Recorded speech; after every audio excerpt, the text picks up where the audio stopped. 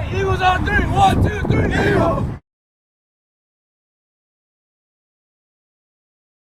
Hi everybody, I'm David Griffith, the voice of the University of Fort Lauderdale Eagles. I'm joined here today by the coach of the men's soccer team, Idil Pavone. Coach, nice to meet you. Nice meeting you too. How's everything?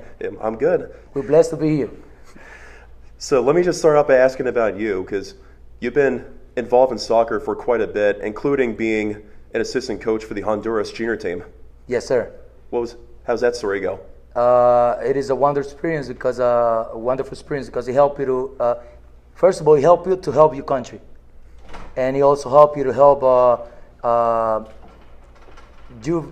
youth player from your country to be successful. And one of your goalkeepers, your goalkeeper actually, was a part of your team when you were coaching there, Andy Palma. Yes, he was, and he also had the option to play for another national team, which is El Salvador, because he's mixed. His father is from El Salvador, and his mother is from Honduras, but he decided to play with us. And what was the ultimate decision for him to come to Fort Lauderdale rather than branch out, especially when people talk about his skill and what he's really capable of on the pitch? When I talked to him, I was really honest with him, and I told him that I don't need quantity, I need quality. And I believe he had the quality that it takes to make this program successful. And now, basically, kind of in the same realm, let me ask you about Fort Lauderdale. Why Fort Lauderdale? What was the attractive thing for you that brought you to South Florida? The challenge. I'm a man that I'm not afraid of challenge, and I want to rebuild this program and give this program a better face. And I believe I'm going in the right direction. Much different than Honduras, isn't it, here in South Florida? It is. There's a lot of difference, especially the culture. There we live, we eat, we sleep, and we live soccer. And here there are a lot of different distractions, if we can call it distractions, like work, going to school, and practicing and playing at the same time. Now let's talk about how the season's gone so far. 2-0 on the year, coming off a couple of shutout wins against University of Bahamas. 2 shutout wins in a row. It's hard to get one for the entire season, let alone 2 against the same team. What do you think was the strategy that really worked for you in not only scoring goals, but also keeping them out of your own goal? First of all, hard work and discipline. The group that I have now, it was a group first and then became a team. So when you have a group of, like I said before, of quality players, and then you're going to be able to have a team of quality players. And the mentality that they were not afraid, even though we were struggling with eligibility issues and some transcript that they haven't get to register yet, and all those issues, but we were able to compete and play versus them a back-to-back game only with 11 players. And I believe to be honest, there was a strategy. We have a formation. We know exactly what we were doing, but it was their mentality. They were ready to fight, and they were ready to be successful. What's your coaching philosophy for the team, and is it anything that you picked up when you were coach of Honduras, or is it evolved over time as you've kind of led the way on your own? I believe it's evolved all the times, because I believe soccer is like a way of living, and it's like life lesson through sport. In this case, soccer. That's my philosophy. I teach the player how to play soccer based on life lesson. So one of them is never give up. So share the wealth, basically. Mm-hmm.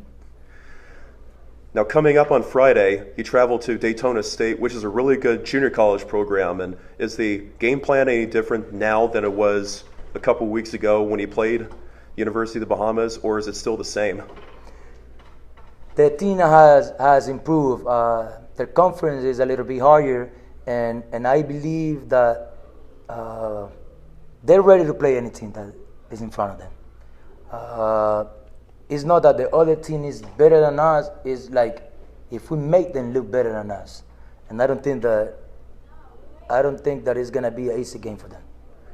And do you think that the lack of games over the last couple of weeks, because of cancellations and postponements with the weather and anything, will make any type of difference? It will, because on Saturday we're playing a game that we weren't supposed to play until the end of the month. So all this cancellation after the hurricane and everything, I believe will be affecting the performance on the team. But today I took like 10 minutes of practice to work the psychological aspect of the game, and get them ready mentally, not only physically. But you said you came here for a challenge, and you're ready for a challenge, and it looks like you're going to have one this week. So I guess this is really the first true test for the season for the team, and I'm sure they're up for it too. Yes, it is, and trust me, I enjoy this type of challenge, and I enjoy this type of game, and I hope, and I was telling the players to enjoy and have fun, and it doesn't matter about the result; it's about your performance. Whether you lose or win, if you did your best, that's exactly what matters. And while we still have a moment, you brought your hat with you, and yes. I think it's best that you share with the this audience is about what the hat is. This is a hidden message that I have for my players, and I use my hat. So this is something that they see every 2 seconds, and is pass the ball.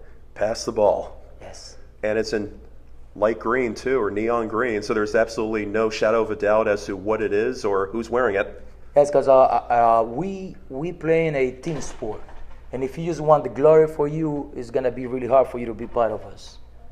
Okay, I know the forward is the one that is supposed to score, but before the forward score, the defender or the midfielder must pass the ball to him.